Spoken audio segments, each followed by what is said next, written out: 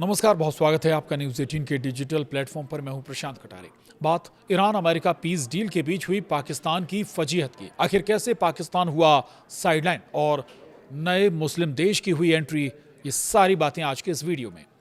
दरअसल जिस काम का क्रेडिट पाकिस्तान लेने में जुटा हुआ था, जिस जंग को बंद कराने का मेडल वो पहनना चाहता था, उसमें एक नए मीडिएटर की एंट्री हो गई है।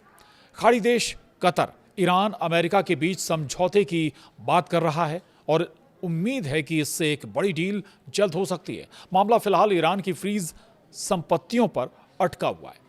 कतर की राजधानी दोहा में अमेरिका और ईरान के बीच चल रही बेहद अहम बातचीत अब किसी बड़े समझौते की ओर बढ़ती दिखाई दे रही है। क्षेत्रीय मीडिया रिपोर्ट्स के मुताबिक दोनों देशों के बीच कई अहम मुद्दों पर सहमति बनने लगी है, जिससे पश्चिम एशिया में तनाव कम होने और दुनिया के सबसे महत्वपूर्ण तेल मार्गों में से एक स्ट्रेट ऑफ हॉर्मूज के फिर से सामान्य होने की उम्मीद बढ़ गई है।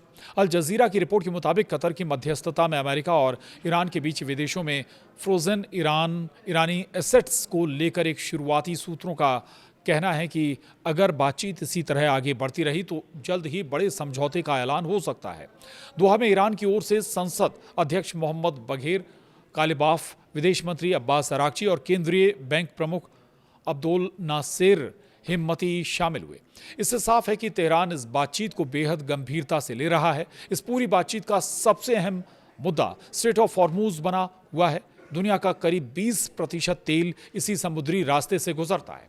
रिपोर्ट्स के मुताबिक प्रस्तावित समझौते में 60 दिन के युद्ध विराम, हॉर्मूज में जहाज़ों की आवाजाही बहाल करने, ईरानी तेल निर्यात की अनुमति और परमाणु कार्यक्रम पर आगे की बातचीत शामिल है। अब बताते हैं आपको आखिर किन किन मुद्दों पर बात हो रही है। पहली जो बातचीत है या जो मसला है, अल जजीरा की रिपोर्ट के मुताबिक खाड़ी में बिछाई गई समुद्री बारूदी सुरंगों को हटाने पर भी चर्चा हुई है। साथ ही हॉर्मूज से गुजरने वाले व्यापारिक जहाज़ों पर किसी तरह का शुल्क नहीं लगाने और अमेरिकी नौसैनिक प्रतिबंधों में धीरे धीरे ढील देने पर भी विचार किया जा रहा है। अगर सब कुछ ठीक रहा तो अगले 30 दिनों में समुद्री व्यापार युद्ध से पहले जैसी स्थिति में लौट सकता है। और जो दूसरा पहलू है, दूसरी बातचीत है, हालांकि सबसे बड़ा विवाद अब भी ईरान की विदेशों में ब्लॉक हो चुकी संपत्तियां हैं।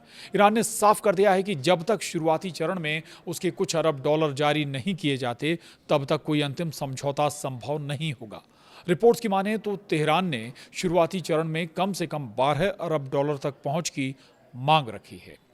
अब जो तीसरी बड़ी बात है, उधर अमेरिकी राष्ट्रपति डोनाल्ड ट्रंप ने कहा है कि ईरान के समृद्ध यूरेनियम को या तो नष्ट किया जाएगा या अंतर्राष्ट्रीय निगरानी में ख़त्म कराया जाएगा। इस पर अमेरिका का दावा है कि ईरान मान गया है, लेकिन ईरान की ओर से साफ कहा गया है कि वो इस पर चरणों में बात करना चाहता है और उसने कोई कमिटमेंट नहीं दिया है।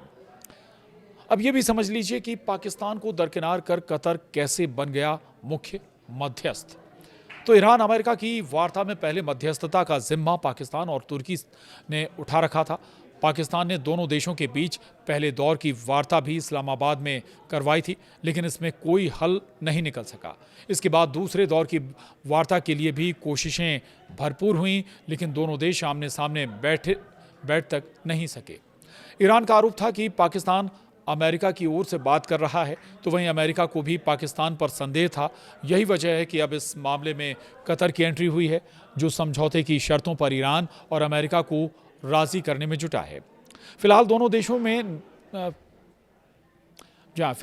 देशों ने आधिकारिक तौर पर किसी समझौते की पुष्टि नहीं की है, लेकिन दोहा में चल रही बातचीत पर पूरी दुनिया की नज़रें टिकी हुई हैं। तो अब देखना होगा कि क्या दूसरे मध्यस्थ की भूमिका में वाकई ईरान और अमेरिका के बीच कोई पक्की या मजबूत डील हो पाती है, कोई बड़ा रास्ता यहाँ पर निकल पाता है। ज़रूरत इस बात की भी है ताकि दुनिया की जो अर्थव्यवस्था इस वक्त खतरे में है, उसकी कम से कम परेशानियाँ कम हो। भारत भी इससे प्रभावित है।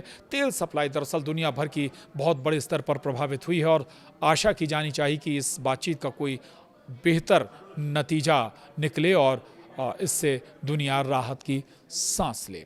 बहरहाल इस पीस डील से जुड़ी हुई तमाम अपडेट के लिए आप जुड़े रहिए न्यूज़ 18 के डिजिटल प्लेटफॉर्म के साथ। नमस्कार।